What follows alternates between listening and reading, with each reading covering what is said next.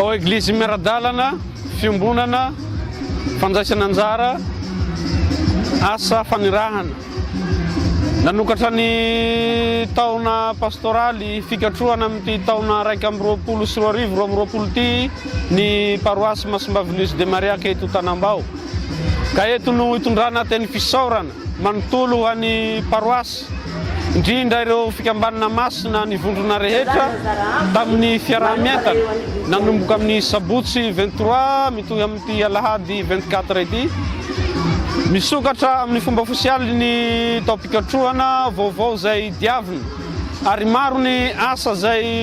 hiarahana mikatroka ary zay no naseho sy nambarany rehetra satria miombona amin'ny fiangona maneran-tany amin'ny alalan'ny temo zay anaovana ny synode ny eveka amin'ny taona 2024 ka sady efa misaotra sahady no manetana ny rehetra mba hiara-miainga hiara-misalahy hanao tongotra miara-mamindra tanana miara-mandray ary soroka miara-milanja mba hafahana manatanteraka sy manasongadina ny asa pastoraly eto amin'ny paroasy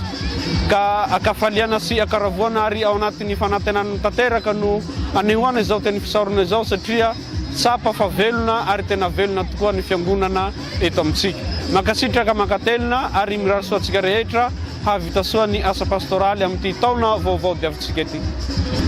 Hafatrapitaina ary raisina amin'ny temo manetana hoe fiumbonana,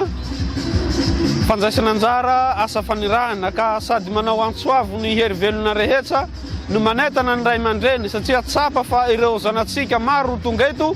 dia ao ambadiky mandrakariva ianareo ray aman-dreny kanefa mba irina ary atenaina mba hiaraka mirotsaka isika rehetra hanambarana fa fiangonana velona ny fiangonatsika eo anivo ny fiarahamona misy atsika fa indrindra eto amin'ity faritra zay misy atsika manontolo ity.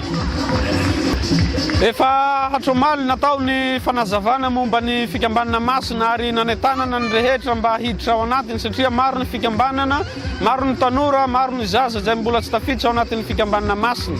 Ary ataoko hoe tsy mahasasa ny manetana mba hidirany tsirairay ao anatin'ny fikambanana